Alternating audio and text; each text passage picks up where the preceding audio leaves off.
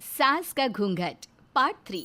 अब तक हमने देखा कि देविका की हालत बहुत नाजुक है, लेकिन घर के आदमी उसे डॉक्टर के पास नहीं जाने दे रहे और जोगिंदर ने घर के मेन गेट पर बहुत बड़ा ताला लगा दिया है।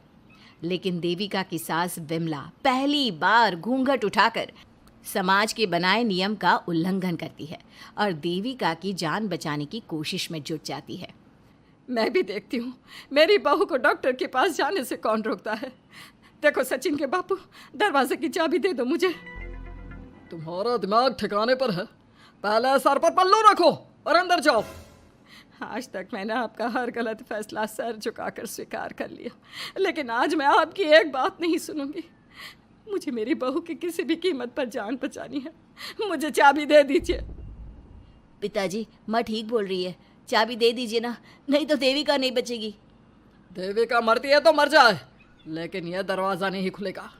तुम सारी औरतों को इस देविका नाम की बीमारी ने पागल कर दिया है, और इस बीमारी का अच्छी तरह से इलाज करना आता है मुझे। वीना बेटी, सुजाता बहू, जाओ अंदर से देविका को लेकर आओ। विमला ये बोलकर अपने पति के हाथ से चाबी छीन लेती है। तभी महेंद्र विमला का हाथ पकड़कर चाबी विमला से छीन लेता है। भाभी, घर के मर्दों से टक्कर लेकर आप अच्छा नहीं कर रही हो। ये इस घर के संस्कार नहीं है। महेंद्र की बात सुनकर कम्मू अपने पति के हाथ से चाबी छीनकर कहती है, इस घर के संस्कार क्या है हम अच्छी तरह से जान गए हैं। आज इस घर का दरवाज़ा खुलकर रहेगा और देविका डॉक्टर के पास जाकर रहेगी। भाभी, ये लो दरवाज़ा खोलो। विमला ताला खोल देती है। तभी वीना और सुजाता देविका को लेकर आ जाती हैं। घर की सारी औरतें देविका को लेकर घर से जा रही होती है कि तभी सुजाता का पति मोहन उससे कहता है, सुजाता, तुम देविका को लेकर इस घर से निकल तो रही हो, लेकिन याद रखना, अगर तुमने एक कदम भी बाहर निकाला तो वापस इस घर में मत आना। मैं देविका के साथ अस्पताल भी जाऊंगी और वापस इस घर में भी आऊंगी। देखती हूँ कौन रोकता है मुझे।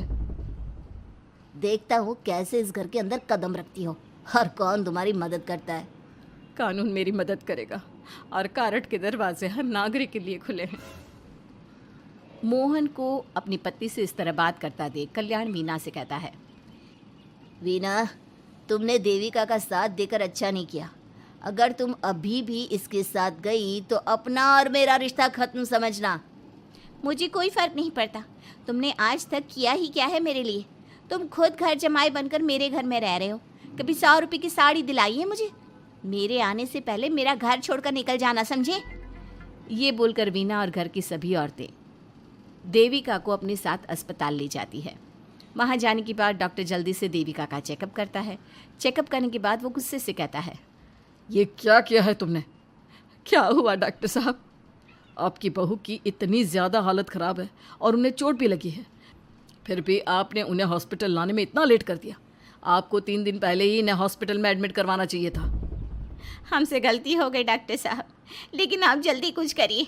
हमारी बहू और उसके बच्चे को बचा लीजिए। देखिए, अभी कुछ भी कह पाना मुश्किल है। हम माँ और बच्चे में से किसी एक को ही बचा सकते हैं। आप सोच लो किसे बचाना है। डॉक्टर साहब, आप देविका को बचाइए, उससे कुछ नहीं होना चाहिए। देखिए, हमें देविका का ऑपरेशन करना पड़ेगा।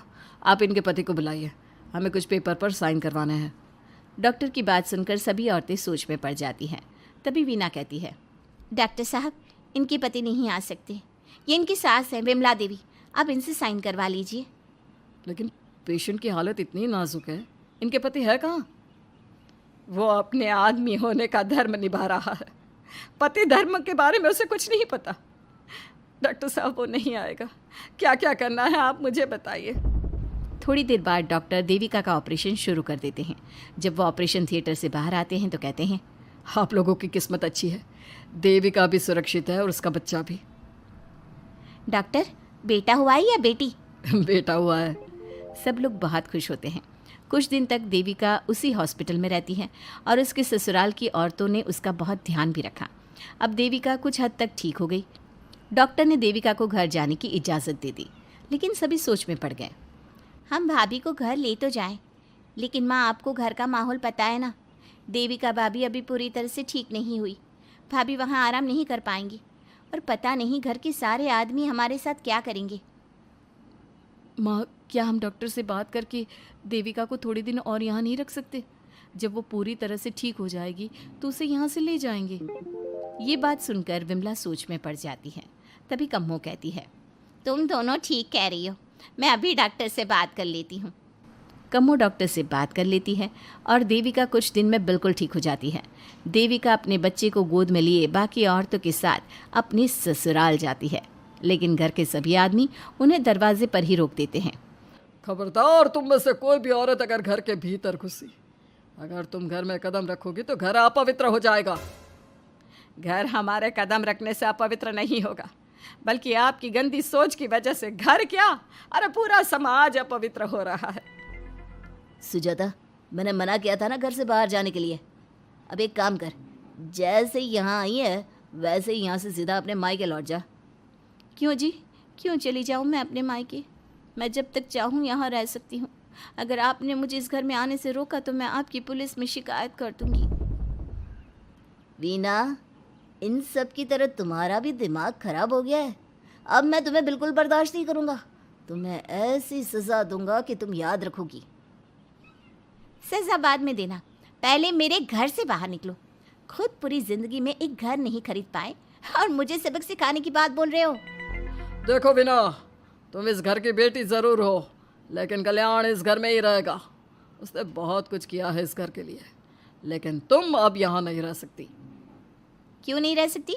इस घर पर मेरा उतना ही हक है जितना सचिन का। देश के कानून ने मुझे ये हक दिया है। अगर मैं चाहूँ तो कोर्ट का सहारा लेकर इस जायदाद का आधा हिस्सा ले सकती हूँ। और हाँ कल्याण, तुमसे तलाक भी ले सकती हूँ। वीना, देविका के साथ रह रहकर तुम्हारा दिमाग भी खराब हो गया है।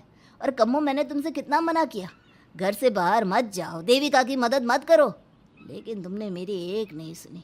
अब तुम इस घर से और मेरी ज़िंदगी से चली जाओ। ये कदम उठाकर तुमने बिल्कुल अच्छा नहीं किया।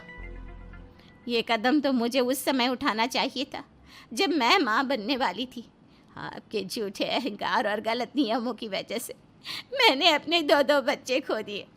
अगर उस समय मैं दाई अम्मा से इलाज ना कराती और हॉस्पिटल चली जाती तो सचिन के बराबर मेरे भी 2 बेटे होते। सभी पति इस बात पर अड़े हुए थे कि वो अपनी अपनी पत्नियों को घर के अंदर नहीं आने देंगे। देविका बहुत देर तक सबकी बातें सुनती रही। फिर उसने अपने पति से कहा, सचिन, तुम्हारे घर के आदमियों की बात तो मैंने सुन ली। अब तुम बताओ, तुम्हारा क्या फैसला है? देविका, मुझे माफ़ कर दो। मैं तुम्हारे लिए कुछ नहीं कर सकता। मैं मजबूर हूँ। मुझे पता था सचिन, तुम्हारा यही जवाब होगा। मुझे अपने आप पर हैरानी है कि मैंने बिना रीढ़ की हड्डी वाले आदमी से प्यार ही क्यों किया, शादी क्यों की। अब मैं आप सबसे बस आखिरी बार पूछ रही हूँ, तुम हमें अंदर आने दे रहे हो या नहीं, या मैं पुलिस को फ़ोन करूँ? देविका, आज तक हमारे गांव में पुलिस ने कभी कदम नहीं रखा और तू हमारे घर के दरवाजे पर पुलिस को लेकर आएगी? तेरी हिम्मत कैसे हुई ये बात करने की? आज तक इन औरतों ने घर से बाहर कदम नहीं निकाला था और 2-4 दिन में तूने इन सबको इनके अधिकार भी याद करा दिए। अब तो तुम बिल्कुल इस घर में नहीं आ सकते।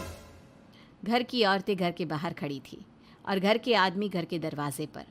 उनकी लड़ाई देखकर पूरा गांव इकट्ठा हो गया।